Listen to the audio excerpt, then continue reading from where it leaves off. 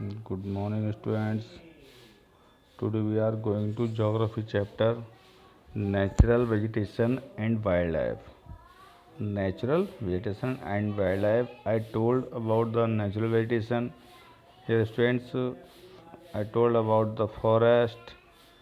I told about the features, मतलब factors affecting the natural vegetation, ecosystem, and how many species in our country approximately, plants species, animals species, flowering species.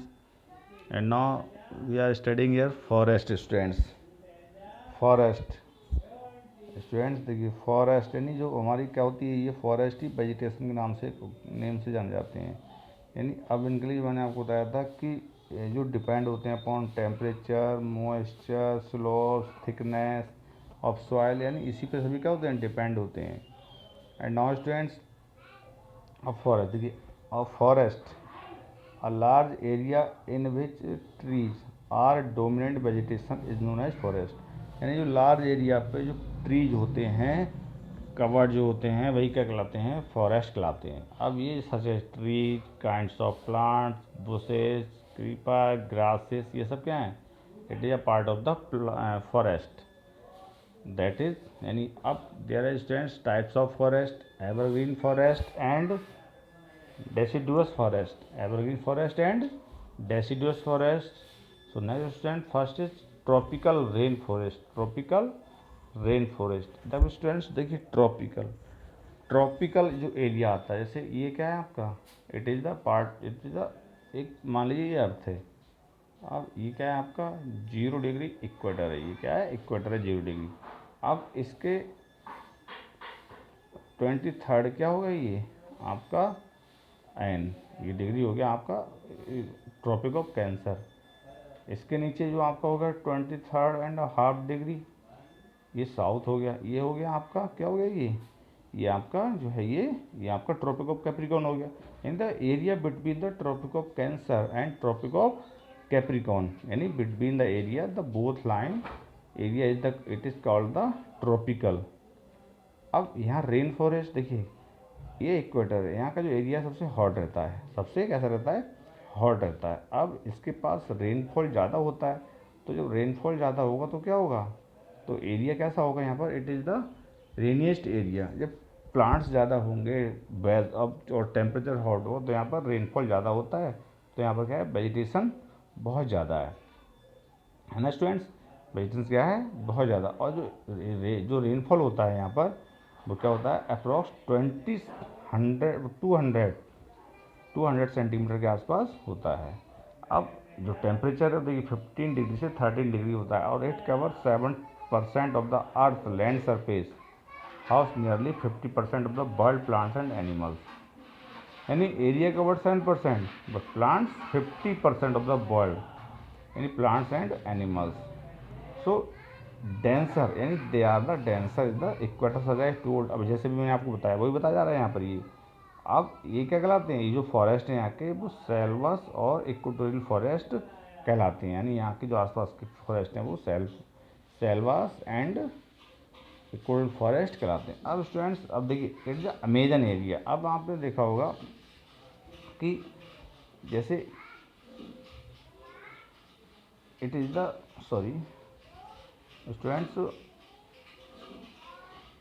ये क्या है, जैसे ये देख रहे हैं आप, ऐसे एक साउथ अमेरिका कॉन्टिनेंट है, तो ये आ जाता है यहाँ पर, अमेजन एरिया आता है, अमेजन एरिया आता है यहाँ पर। तो यहाँ पर सबसे ज़्यादा जो है अमेजन एरिया में, इधर एरिया में क्या होता है, बहुत ज़्यादा वेजिटेशन पाया जाता है, बहुत ज़्यादा वेजिटेशन पाया जाता है। ये साउथ अमेरिका जो कॉन्टिनेंट है, उसी में पाया जाता है। तो यार स्टूडेंट्स, है क्या, साउथ अमेरिका और साउथ ईस्ट। अब देखिए कंट्रीज जो हैं यहाँ पर, जो बिलोंग करती हैं, जहाँ पर वेजिटेशन बहुत ज़्यादा है, Indonesia, Malaysia, etc in India, the forest, western slopes of the western Ghats, Kerala and Karnataka. अब आई एम टेलिंग स्टूडेंट्स, जैसे it is the part of the India, ठीक है, lower part of the, and Kerala और कर्नाटका, यानी इट इज़ अ वेस्टर्न घाट। ये क्या है आपका, वेस्टर्न घाट है इंडिया का, है ना।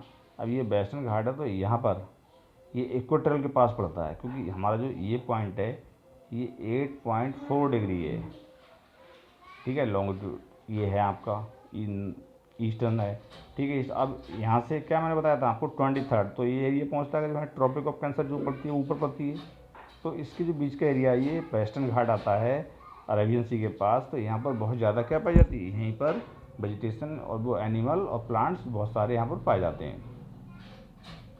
अब स्टूडेंट्स नेक्स्ट है, जैसे they are found also Jaintia Garo Khasi Hills. अब जैंतिया गारो खासी हिल्स जो आपका ये जो मैप बनता है स्टूडेंट्स, इस तरह से जो मैप बनता है, फिर उसको ऊपर जाते हैं पर ये जो इस टाइप से आते हैं, और जो हम ऊपर जाते हैं केरला, तो यहाँ पर क्या है, ये यहाँ पर जैंतिया गारो खासी हिल्स पड़ती हैं आपकी, यहाँ पर जयंती है गारो खासी। अब यहाँ से जब होता है रेनफॉल होता है सीधे यहाँ पर फाइट होती है, जब यहाँ से बारिश होती है तो जो मानसून बनता है, मॉइस्चर बनता है, तो यहाँ हिल से फाइट होती है और यहीं पर क्या हो जाता है, बारिश हो जाती है। तो यहाँ पर आपका जो ये प्लांट्स और वेजिटेशन है, जो ये एनिमल्स बहुत ज़्यादा मात्रा में यहाँ पर पाए जाते हैं। सो नेक्स्ट स्टैंड यानी अंडमान एंड निकोबार आइलैंड, ये भी आपका कहाँ पड़ता है, ये भी आपका उस साइड में पड़ता है, यानी ओशियन में पड़ता है। तो इससे भी यहाँ पर रेनफॉल बहुत ज़्यादा होता है। अब क्या होता है कि क्लाइमेटिक कंडीशंस देखिए, hot, these areas are hot and wet throughout the year, यानी कैसे रहते हैं, hot area and wet area, यानी कैसे रहते हैं, हॉट यानी बहुत गर्मी एरिया होता है यहाँ क्लाइमेट का। And there is no set time for shedding leaves, यानी जो एवरग्रीन ट्री होते हैं, evergreen tree shed their leave whole year, यानी इनका एक पर्टिकुलर टाइम नहीं होता, इनका एक पर्टिकुलर टाइम नहीं होता कि किस टाइम अपनी जो लीव्स हैं वो शेड करते हैं, यानी छोड़ते हैं, यानी थ्रू आउट द ईयर अपनी ये लीव्स शेड करते रहते हैं। करेक्टरिस्टिक्स क्या होते हैं इनकी, देखिए कि देर जैसे such as hardwood, broad leaves that from the thick.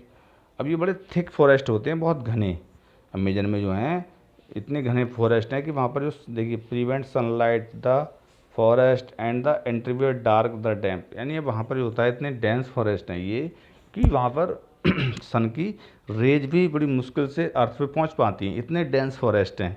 Such as forest ground जैसे ebony, mahogany, rosewood, rubber, cinchona, these are the important forest. Next wildlife, अब यहाँ पर वाइल्ड लाइफ भी कौन कौन से पाए जाते हैं, जैसे मंकीज, एप्स, स्लॉथ्स, बर्ड्स, यानी ट्रीज ड्वेलर, यानी इस टाइप के स्नेक्स, ये सब क्या है यहाँ की, it is a bird largest. अब देखिए एनाकोंडा, एनाकोंडा क्या है, यानी एनाकोंडा वन ऑफ द क्या है largest snake found in this forest, यानी जो इस टाइप के जो एनिमल्स हैं ये वाइल्ड लाइफ एनिमल्स हैं, यानी वाइल्ड लाइफ है यानी एनिमल्स हैं जो यहाँ पर पाए जाते हैं। Next student tropical deciduous forest. अब ट्रॉपिकल देखिए, ट्रॉपिकल जो मैंने एरिया आपको बताया, डेसिडुअस होता है मानसून, इसे हम कहते हैं, इसको क्या कहते हैं, मानसून फॉरेस्ट भी कहते हैं। जो लोकेशन देखिए इनके कहाँ पर है, इट इज़ लोकेशन, यानी 150 सेंटीमीटर रेनफॉल होता है यहाँ पर, ठीक है स्टूडेंट, रेनफॉल जो होता है 150 सेंटीमीटर होता है। अब temperature around 28 degree and to 48 degree, यानी कैसे होते हैं ये हॉटेस्ट एरिया में होते हैं, यानी 48 डिग्री टेम्परेचर बहुत हो गया, बहुत यानी हॉटेस्ट एरिया हो गया। अब देखिए यहाँ पर और वाइडली स्प्रेड इंडिया कहाँ पर है, ओवर इंडिया, वो इंडिया का टेम्परेचर लगभग यही रहता है स्टूडेंट्स मैक्सिमम टाइम। अब स्टूडेंट देखिए Mexican region, the central America, Peru, Brazil, north part of Australia. अब जो मैंने आपको भी बताया था कि नॉर्थ यानी साउथ अमेरिका कॉन्टिनेंट, जो पेरू और ब्राज़ील जो आते हैं ये अमेजन के पास आते हैं, और यहाँ पर ये वेजिटेशन इस टाइप की बहुत ज़्यादा पाई जाती है, और ऑस्ट्रेलिया का कुछ पार्ट है। अब देखिए क्लाइमेटिक कंडीशंस कैसी होती हैं यहाँ पर, 100 सेंटीमीटर्स टू, यानी एक अप्रॉक्सली उन्हें दे दिया कि आसपास 150 रेनफॉल होता है सेंटीमीटर, बट 100 से 200 के बीच में रेनफॉल होता है, तो हमारा वही एरिया आ जाता है कवर्ड 150। करेक्टरिस्टिक्स क्या है इसकी, देखिए विशेषता क्या है इसकी, it is the medium height and shade there, the medium height होती है इनकी प्लांट्स की, and the shade there leaves particular time, यानी एक पर्टिकुलर टाइम होता है इनका, ये अपनी जो लीव्स हैं वो शेड करते हैं। एंड ड्राई सीजन में, कब सीजन में, ड्राई सीजन में। अब डेंस, अब देखिए undergrowth of the bushes and shrubs, okay students, और important trees teak, sal, sandalwood, sheesham, bamboos, eucalyptus, these are the tropical deciduous forest. Wildlife animals देखिए यहाँ पर elephants, rhinos, tiger, langurs. These are the animals. So next students, here we are looking here tropical rainforest. Tropical rainforest we study the next time. Okay students.